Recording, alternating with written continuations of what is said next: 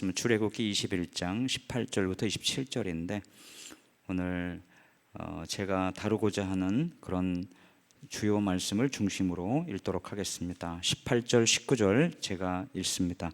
하나님 말씀입니다. 사람이 서로 싸우다가 하나가 돌이나 주먹으로 그의 상대방을 쳤으나 그가 죽지 않고 자리에 누웠다가 지팡이를 짚고 일어나 걸으면 그를 친 자가 형벌은 면하되 그간의 손해를 배상하고 그가 완치되게 할 것이니라. 22절 읽겠습니다. 사람이 서로 싸우다가 임신한 여인을 쳐서 낙태하게 하였으나 다른 해가 없으면 그 남편의 청구대로 반드시 벌금을 내되 재판장의 판결을 따라 낼 것이니라. 26, 27절 같이 읽습니다. 사람이 그 남종의 한 눈이나 여종의 한 눈을 쳐서 상하게 하면 그 눈에 대한 보상으로 그를 놓아줄 것이며 그 남종이나 여종의 이를 쳐서 빠뜨리면 그 이에 대한 보상으로 그를 놓아줄지니라. 아멘. 네.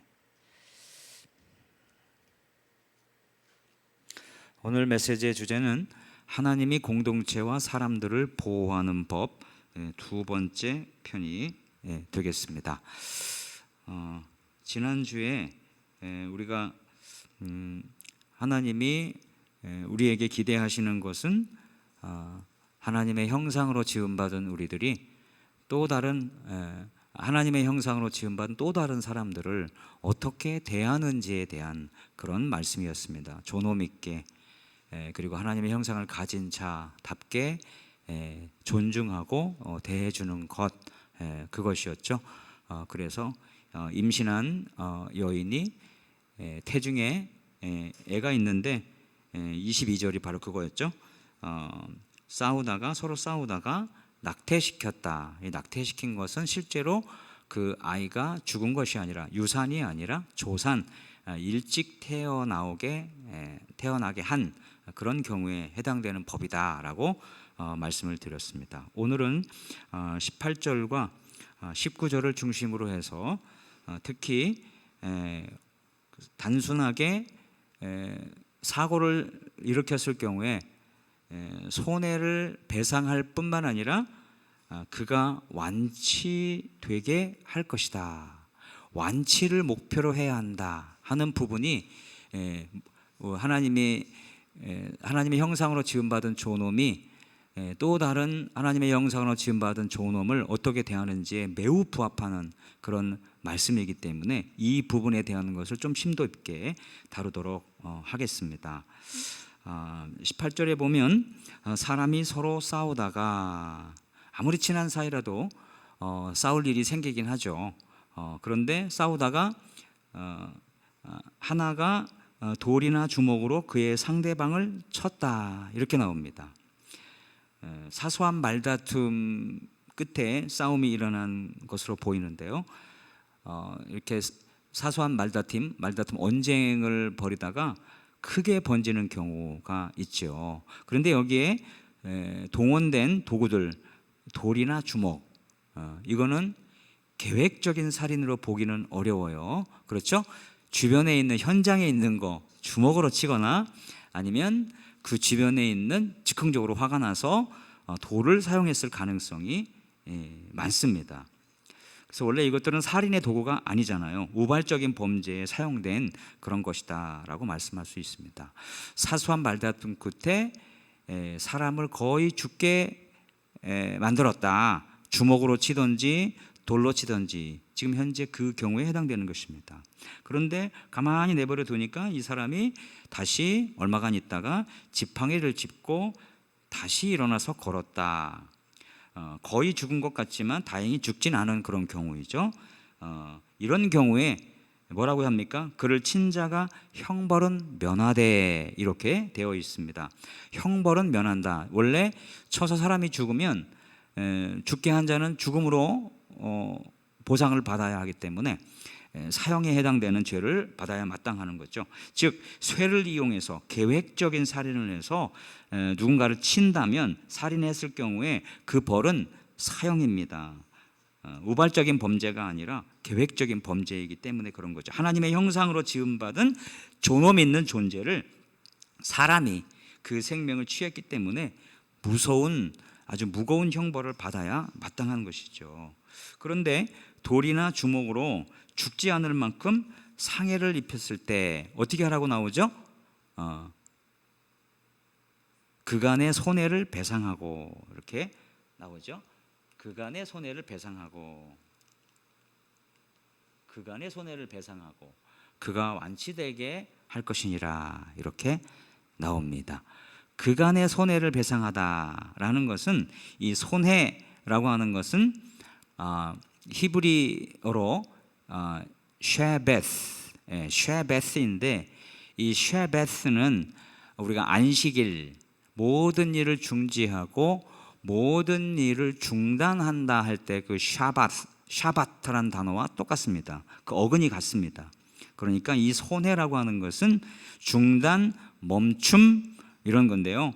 즉 피해자가 일을 그만두고 가만히 있을 동안에 입은 시간상의 손실, 장사하는 사람은 휴업해야 했기 때문에 휴업 손해라든가, 일하지 못함으로 인해서 발생한 경제적인 손실, 임금 손실, 이거를 뜻하는 법률적인 표현입니다. 그래서 그간의 손해를 배상하라. 이 사람이 다쳐서 몸을 제대로 늘리지가 못해서 일을 그만둬서 일을 하지 못한 것으로 인해서 입은 그 피해, 또는 이 사람이 장사를 한다면 더 이상 장사를 못하게 되어서 시간상의 손실, 즉 휴업으로 인한 그 손해를 배상을 해야 한다, 이렇게 말씀합니다. 그런데 그 손해를 당연히 배상할 뿐만 아니라 거기 뭐라 그래요? 그가 완치되게 할 것이니라, 이렇게 나옵니다. 단지 돈만 주고 끝나는 게 아닌 거예요.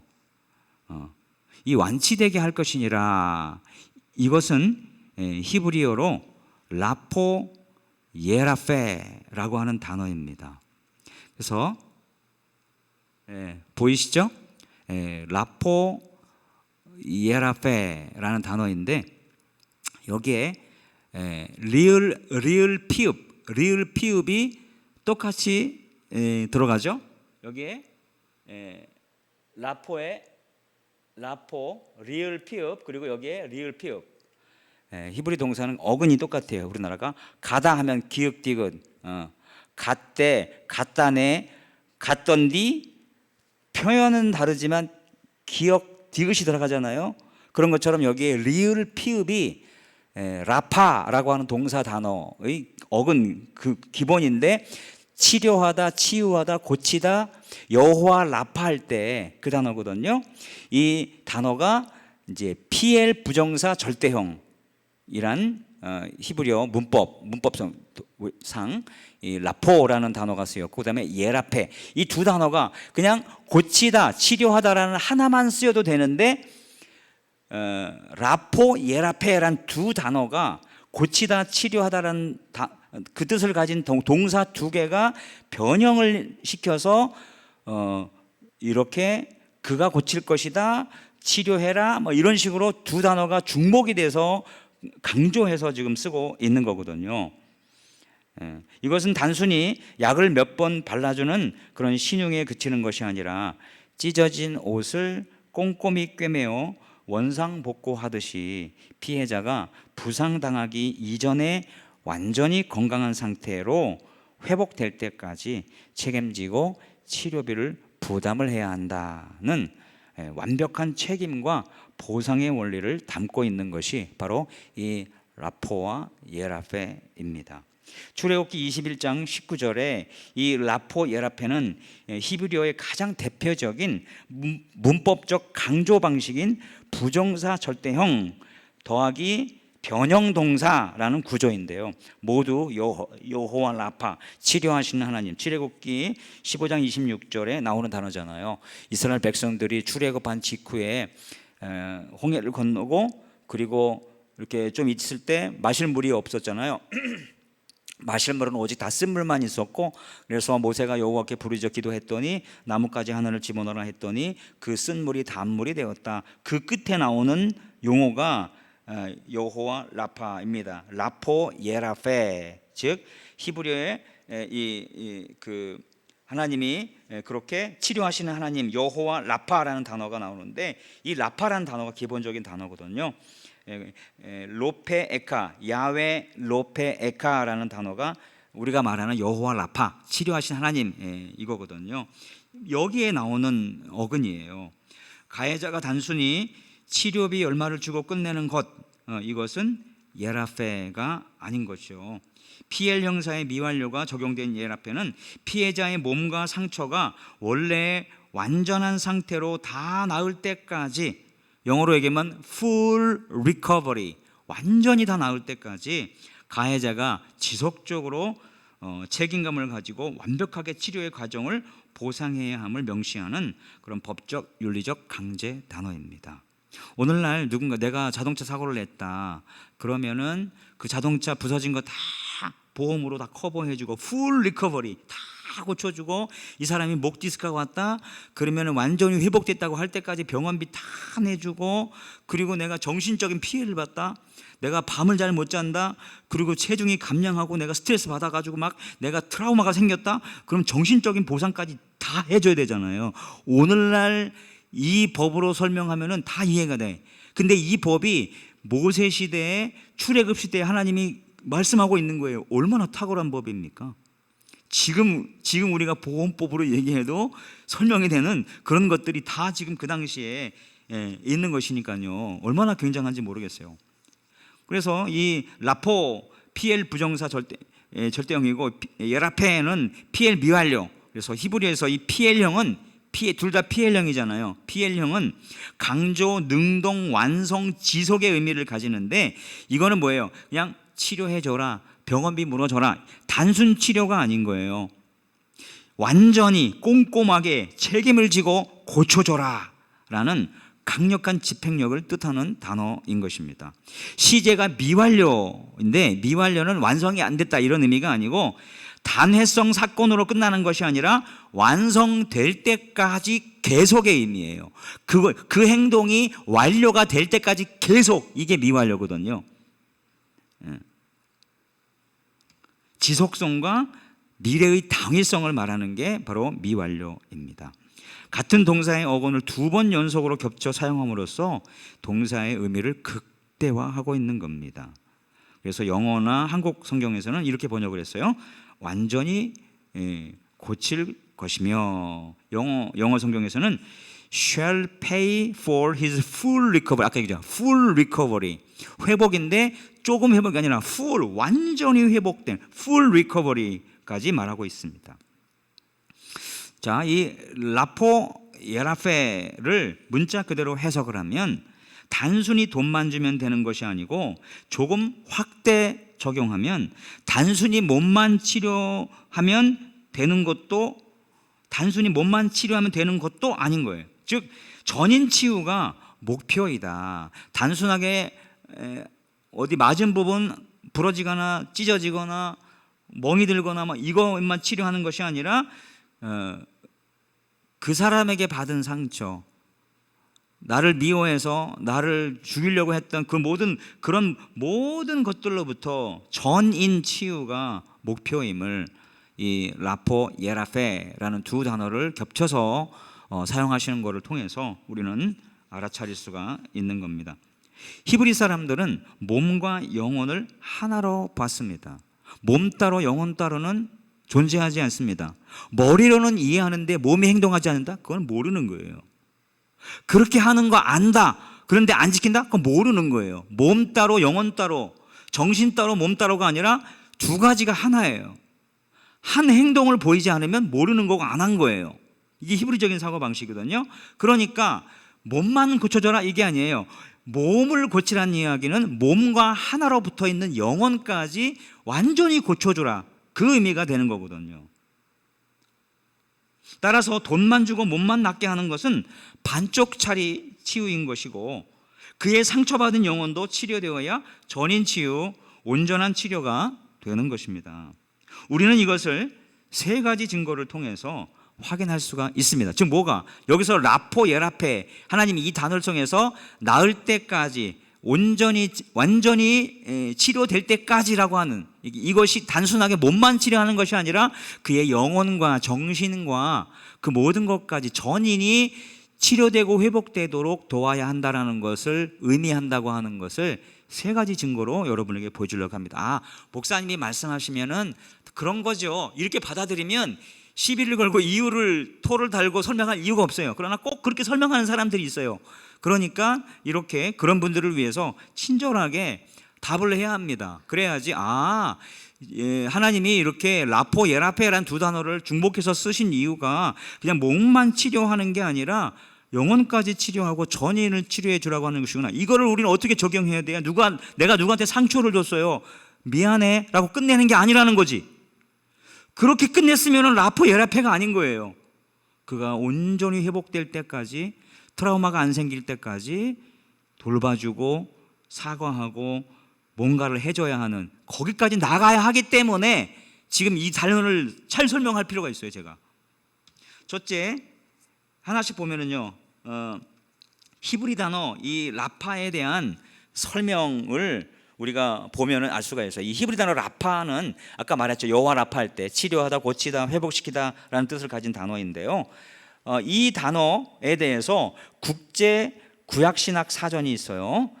이 사전에서 빌렘 벤 게마렌이라고 하는 구약신학자가 라파라고 하는 단어, 우리가 지금 살펴보잖아요. 라파란 단어 어근이고, 이 단어를 설명을 했는데, 이 라파가 구약 전체에서 갖는 신학적 의미를 다뤘어요. 거기에 따르면 이 단어는 단순히 외과적 신체적 치료에 국한되지 않고 죄로 깨어진 인간의 영혼과 마음, 공동체적 관계의 완벽한 회복을 포괄하는 전인격적 단어임을 밝히고 있습니다. 내 주장, 내 말이 아니라 공부 많이 하고 연구 많이 한 학자들, 그리고 그 단어가 가지고 있는 문화적, 사회적, 역사적 배경을 연구하고 종합해서 내린 결론이 그거예요.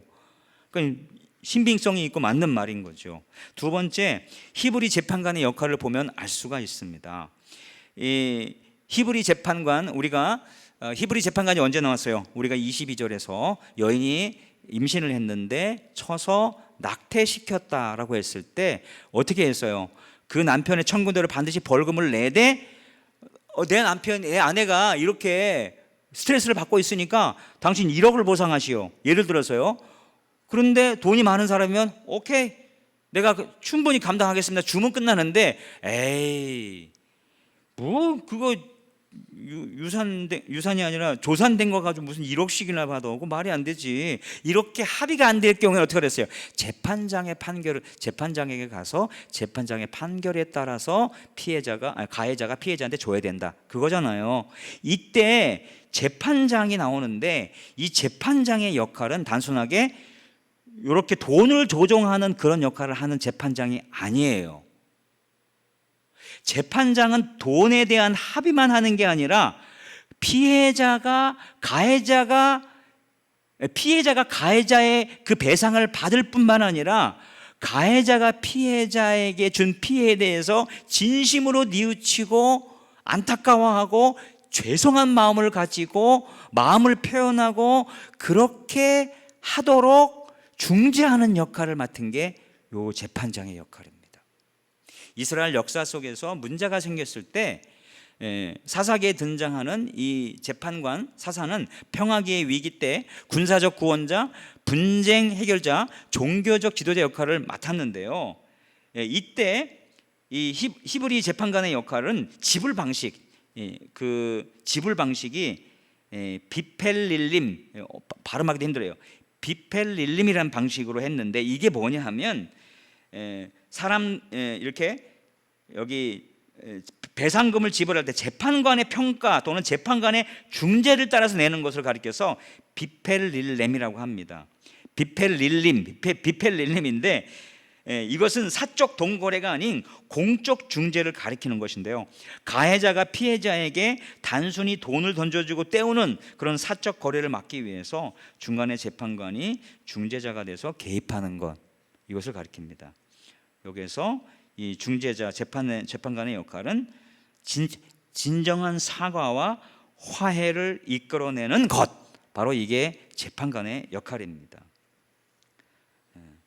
중재를 통한 합의 과정 자체가 가해자로 하여금 뉘우침을 표현하게 만드는 법적 안전장치였다, 이렇게 말씀할 수 있습니다. 피해자의 억울함을 듣고 가해자가 자신의 죄를 인정하게 만들어서 공동체 내에서 파탄나고 갈라지고 깨어진 관계를 복원시키는 과정, 이거 전체를 중재하는 게 바로 여기서 말한 재판관 역할인 것입니다.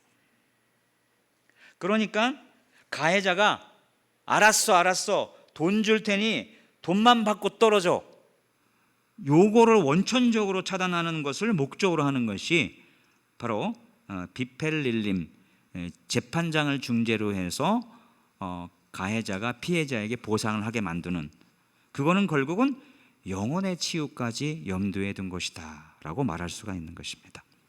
세 번째는 이 보상 방식의 세밀한 구분과 적용을 알 수가 있는데요, 보상에 대한 보상하는 방식에 대한 세밀한 구분은 이건 설명하기가 좀 어려운데 한마디로 얘기하면 피해자가 제대로 보상받을 수 있게끔 굉장히 세밀한 구분을 해놨다는 겁니다.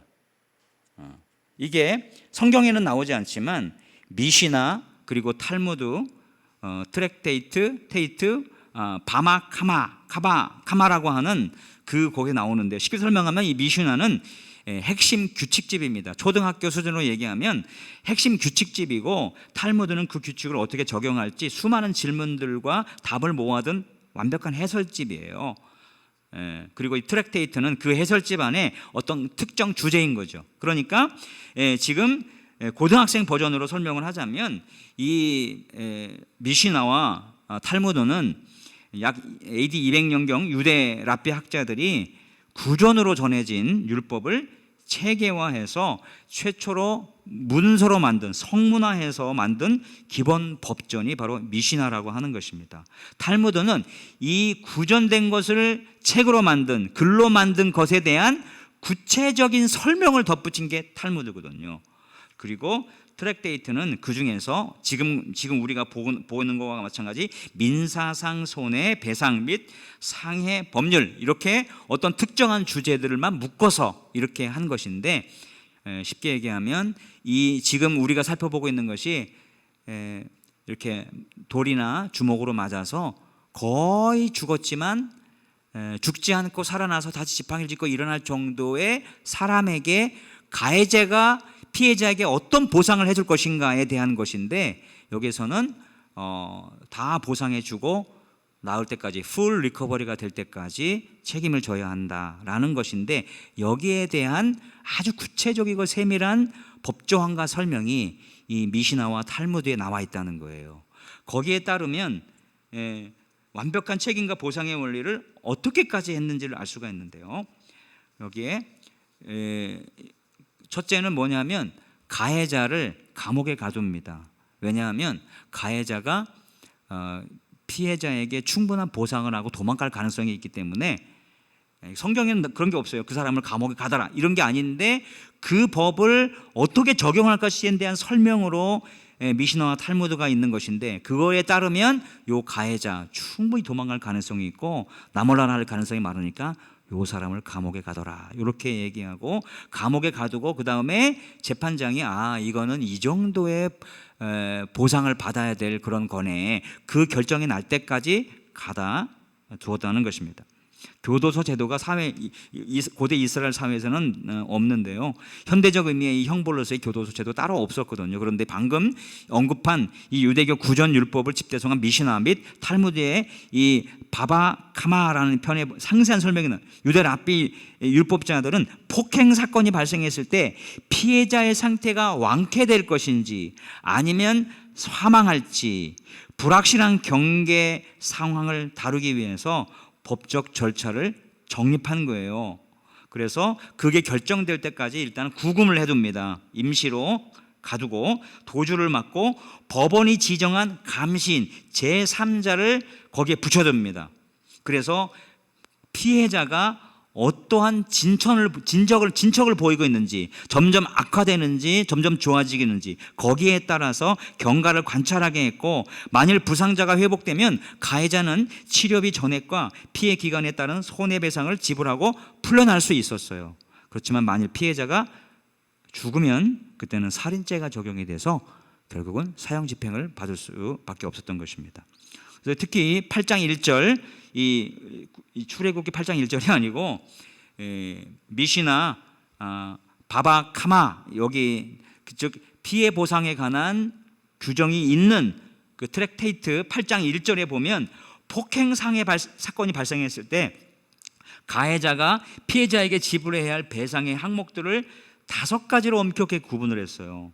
첫째는 뭐냐면 신체적 손상, 그 다음에 장애에 따른 배상, 이런 거는 적을 필요도 없어요. 그냥 기억할 필요도 없고 이런 게 있다더라. 그리고 이렇게 세밀하게 피해 배상을 하기 위해서 애썼다. 왜?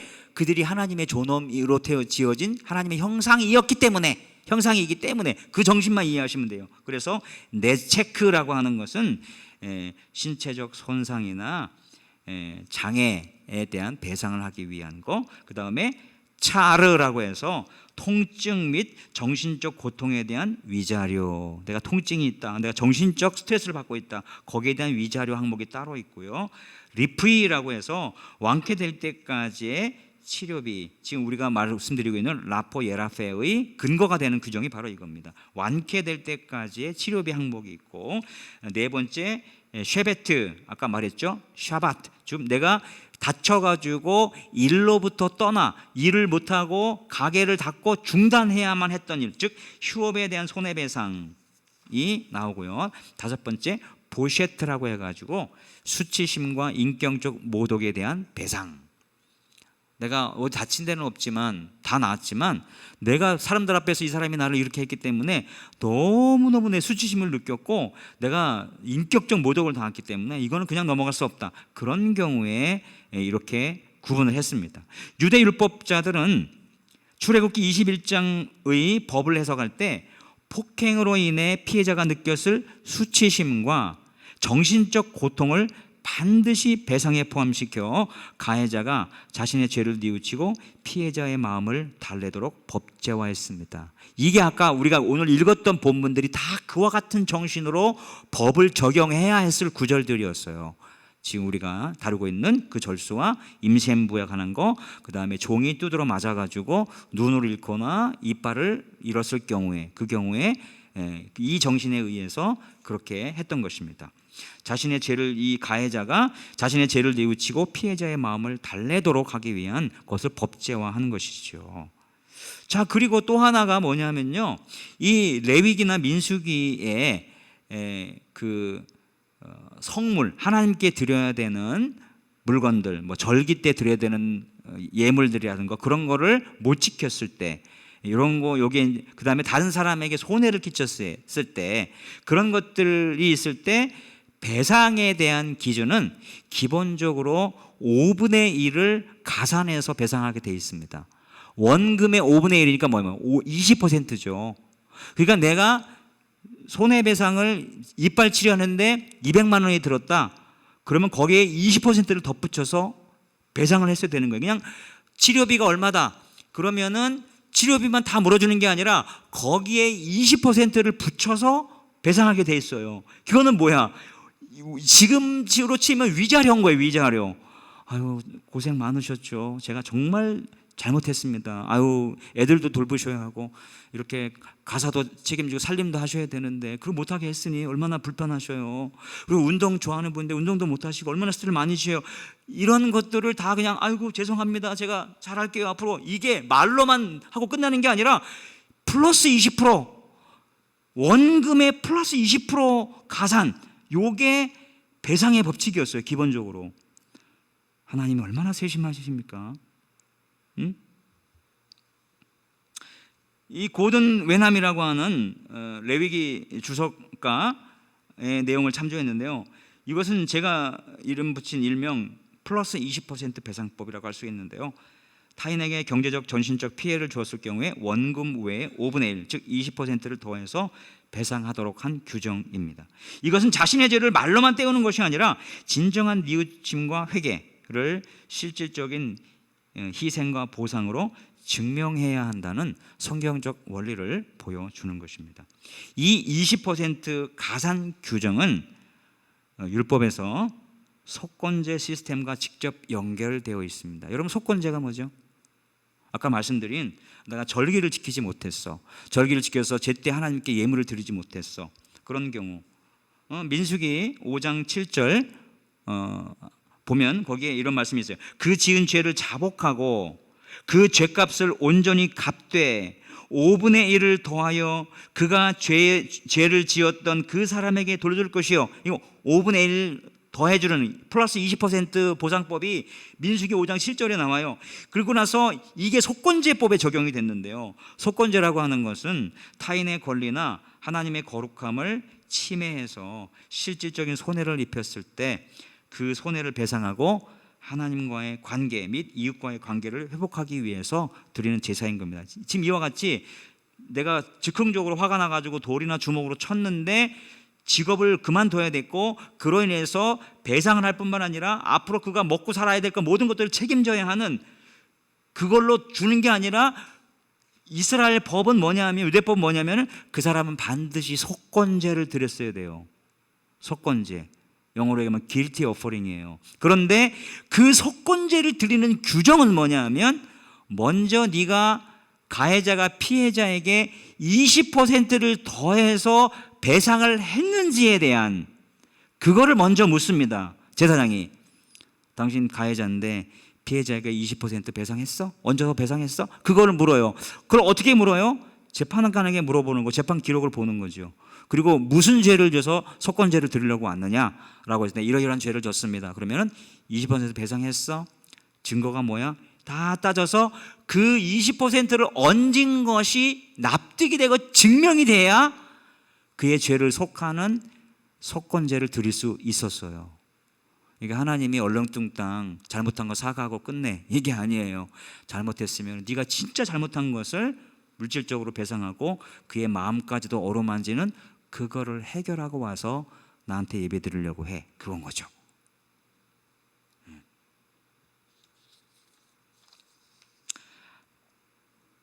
오늘 본문이 바로 이 네 번째에 해당되는 겁니다. 타인의 권리를 침해하여 실질적 물리적 손해를 입힌 모든 사람이 드리는 게 속건제였어요. 이웃에 대한 재산이나 물건을 속여 빼앗거나 맡긴 물건을 거부하거나 남의 분실물을 얻고도 거짓 맹세한 자, 하나님의 계명 중 금령을 나도 모르게 어긴 자, 하나님의 성물, 절기, 조공 이런 것들에 대해서 알지 못하고 그거를 범한 자, 이 모든 것들이 속건제를 드려야 하는 경우에 해당되는 건데요. 지금 네 번째, 타인의 권리를 침해하여 실질적 물질적 손해를 입힌 사람이기 때문에 속건제를 드려야 하는 거예요. 그런데 이 속건제로 하나님께 제사를 드리기 전에 말씀드렸죠, 플러스 20%를 배상했느냐, 이거를 절차를 묻고 그래야지 비로소 속건제를 드릴 수 있는 요건이 성립이 돼서 속건제를 드렸다는 것입니다. 플러스 20% 추가 금액은 단순한 과태료가 아니라 피해자가 겪은 정신적 고통과 시간적 손실에 대한 최소한의 위자료이자 가해자의 자발적 반성을 증명하는 거룩한 비용이 된 것입니다. 자, 지금까지 설명드린 법 적용이 가능한 것들은 제가 말씀드렸죠. 22절 그리고 우리가 읽은 26절, 27절이 다 여기에 해당되고 그 정신에 의해서 해석하시면 돼요. 자, 옛날 법치고 상당히 세련되고 섬세하지 않습니까? 아멘입니까? 하나님께서 그만큼 하나님의 형상으로 지음받은 사람이 또 다른 하나님의 형상으로 지음받은 사람을 대하는 그거에 있어서 매우 신중하신 겁니다. 이를 통해서 하나님께서 하나님의 형상으로 지음받은 존재들을 어느 만큼 존엄 있게 생각하시는지를 우리는 짐작할 수가 있습니다. 그리고 그런 존엄을 가진 하나님의 형상을 우리가 어떻게 대해야 하는지에 대한 기준으로 우리는 삼아야 하는 것이죠. 여기서 끝나면 얼마나 좋겠어요. 이렇게 탁월한 속건제 법이 있고 플러스 20%를 배상하는 배상법이 있고 그 사람의 몸뿐만 아니라 정신, 영혼, 그 전인이 치유되게끔 하는 좋은 법칙이 있는데 그 법이 잘 지켜졌을까요? 안타깝게도 안 지켜졌습니다. 세계에서 가장 좋은 법인데, 지구상에서 가장 좋은 법인데 그 법을 받은 이스라엘 백성들이 안 지켰어. 타락한 인간들을 모습이죠. 이런 타락한 인간들을 향한 하나님의 경종이 있습니다. 이렇게 세밀하고 잘 만든 법이 있음에도 불구하고 타락한 인생들은 그 법을 지키지 않습니다. 그렇지 않다는 것이 이스라엘 역사가 증명합니다. 그리고 그것은 남들만의 얘기가 아니라 우리도 그 당시에 있으면 그들처럼 똑같이 이렇게 좋은 법이 있고 이렇게 세밀한 법이 있고 이렇게 훌륭한 법이 있는데 안 지켜? 이렇게 손해를 줬으면은, 폭행을 하고 했으면은 그냥 돈으로 때우려고 하고 그 사람의 마음까지 어루만지려고 하지 않고 20% 플러스 20% 그런 거 몰고 그냥 모르고 그냥 속건제도 안 드리고 도망가려고 얘기하고 하나님한테 내가 양심의 가책을 느끼고 사람들한테 양심의 가책을 느낀다, 이게 막 심하고 괴로운 사람들은 속건제를 드리겠지만 양심의 화인 맞고 양심이 둔한 사람들은 배상했으면 됐지 내가 하나님께 속건제까지 드려야 돼? 플러스 20%? 이런 거 어때요? 절차도 복잡하고 까다롭고 번거롭고 그리고 세상 말로 쪽팔리고 이런 거 아니에요 다. 돈 줬으면 됐지 왜 내가 너한테 무릎 꿇어야 돼? 그리고 너 돈 받았으면 됐지 왜 내가 너의 그 모든 걸 왜 너의 영혼까지 네 마음까지 내가 왜 책임져야 되니? 절차도 복잡해, 번거로워, 까다로워, 쪽팔려. 그러니까 역사상 이렇게 손해를 끼친 물건이나 몸에 대한 손해를 끼치고 나서 그의 영혼까지 어루만지는 이 섬세하고 이 아름다운 이런 법들이 지켜지지 않습니다.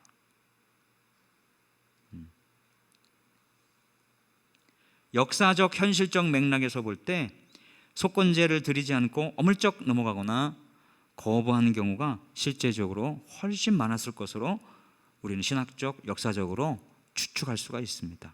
우선은 속건제를 드리는 절차가 여러분 보셨다시피 매우 번거롭습니다. 그런데 사실은 번거로운 것보다 인간의 이기심과 둔감한 양심이 그 주요 원인이었을 것입니다.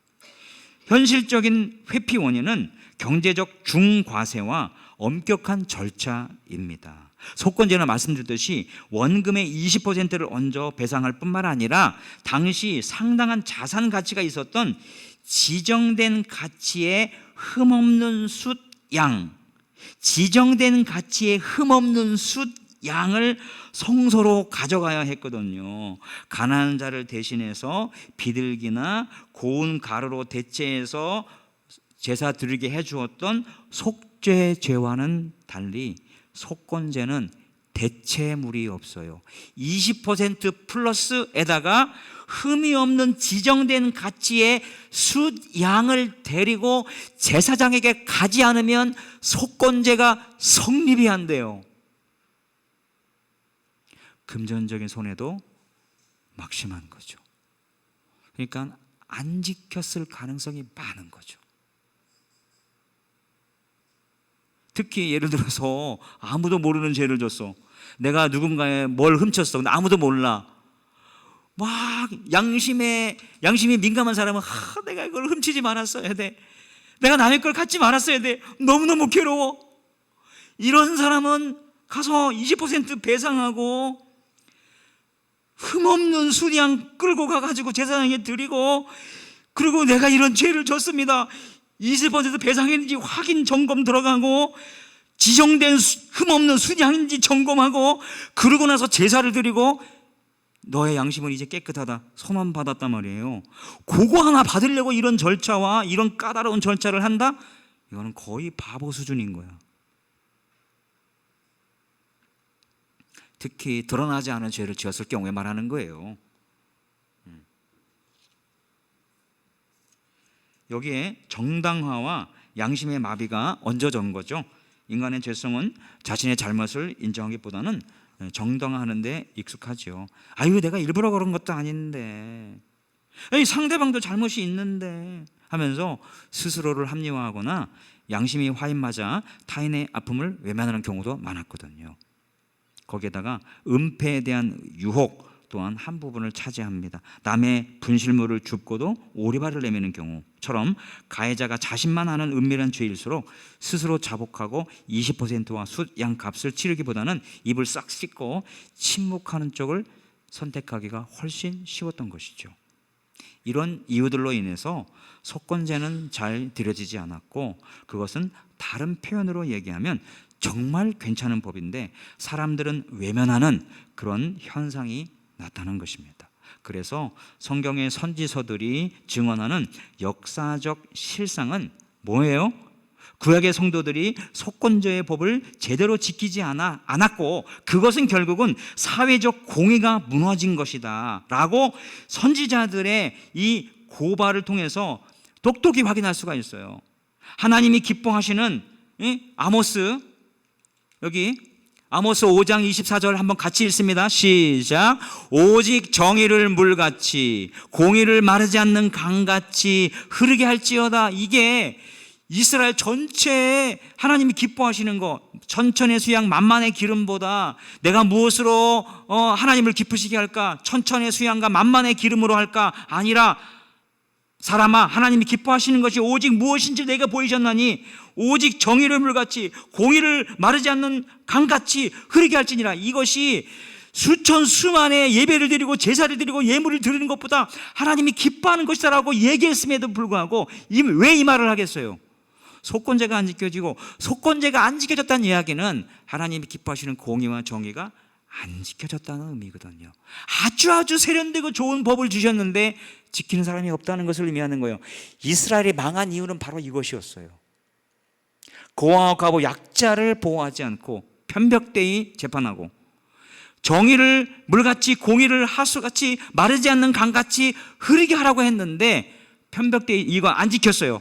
안식일 지키지 않고, 안식년 지키지 않고,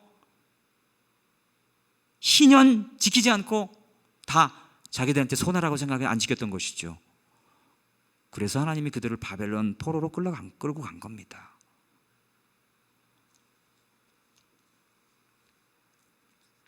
이웃의 빚을 탕감하고 재산을 돌려줘야 하는 희년과 안식년의 법조차 이스라엘 역사상 거의 이행되지 않았던 것을 보면 개인 수준의 속건제 배상 역시 수많은 양심 회피 속에서 방치되었음을 알 수가 있습니다. 존엄 있는 하나님의 형상으로 지음받은 인간들이 아주 안 좋은 방법으로 다른 존엄 있는 하나님의 형상으로 지음받은 사람들을 대했던 것입니다. 하지만 이렇게 안 좋은 예만 있는 것은 아니에요. 소망적인 인물, 소망적인 사건도 있습니다. 오늘 그것을 소개함으로 메시지를 마칠까 합니다. 신약에 삭개오의 사건이 나오죠. 이것은 그 안 지켰던 사람들의 완전히 반대편에 있는 사람이라 할 수 있습니다. 구약 전체를 통틀어서 속건제의 원금 플러스 20% 이 배상을 진심으로 이해하는 사람을 찾기 힘들었던 시대에 신약에 등장한 세리장 삭개오의 고백은 엄청난 충격을 주지요. 내 소유의 절반을 가난한 사람들에게 주겠사오며 만일 누구의 것을 빼앗은 일이 있으면 네 갑절이나 받겠다라고 삭개오가 말했잖아요. 이는 인생의 참 주인이신 예수 그리스도를 만나서 그가 하나님의 형상으로 재창조된 삭개오가 한 믿음의 고백이었거든요. 삭개오는 율법이 요구하는 최소한의 기준 20%를 뛰어넘어 피해 보상의 최대치인 4배 400%를 갚겠다고 선언한 것입니다. 이는 둔감했던 양심이 예수 그리스도의 은혜를 만나서 완전히 깨어졌을 때 구약의 속건제 법률을 넘어서는 자발적이고 완전한 회복의 역사가 일어남을 보여주는 아주 좋은 사건이라 할 수가 있겠습니다. 솔직히 인간의 둔한 양심과 현실적 유혹 때문에 속건제는 구약 역사에서 수없이 외면받고 지나쳐 왔던 법이었습니다. 우리는 그런 나쁜 예는 본받지 말아야 될 줄로 믿습니다. 우리는 그런 나쁜 예는 본받지 말고 하나님께서 율법으로 이 규정을 명시하신 것은 인간이 얼마나 이기적인 존재인지를 역설적으로 보여주는 동시에 진정한 회개는 반드시 이웃을 향한 실질적인 책임과 배상으로 완성되어야 함을 경고하기 위함이었다. 우리는 나쁜 예는 본받지 말고 좋은 예, 삭개오와 같은 그런 그동안 자기로 인해서 상처받고 마음이 찢겨졌던 사람들에 대해서 자신의 소유를 절반을 팔아서 보상을 해주고 똑같은 방식으로 얻거든 400%의 벌금을 제가 내겠다. 충분히 더 많이 뜯겨간 사람들의 마음을 위로해 줄 수 있는 정도이겠다 생각이 됩니다. 우리는 이렇게 좋은 예를 본받고 우리도 이렇게 좋은 후세에 정말 하나님의 좋은 이 법을 정말 잘 지키고 아름답게 살았다라고 말할 수 있는 그런 존엄, 하나님의 형상으로 지음받은 존엄으로서 그렇게 멋지게 살아갈 수 있는 우리 영청 가족들 되시기를 주의 이름으로 축복합니다. 제가 기도드리고 우리 함께 기도하도록 하겠습니다. 공의와 사랑의 하나님 아버지, 오늘 말씀을 통해 주님의 거룩한 법이 얼마나 섬세하게 이웃의 삶과 아픔을 보호하고 계시는지 깊이 깨닫게 하시니 감사합니다.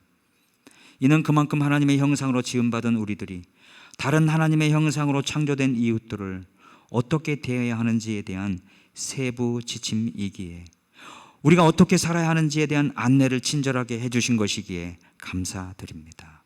하오나 주님, 우리가 말로만 전하는 사랑이나 껍데기뿐인 회개에 머물지 않도록 이끌어 주시옵소서. 혹여 우리의 마음에 둔함이나 이기심이 자리하여 우리의 언행으로 인해 상처받고 손해입은 이웃을 외면하거나 당연하게 여기지 않는지 스스로 돌아보게 하여 주시옵소서.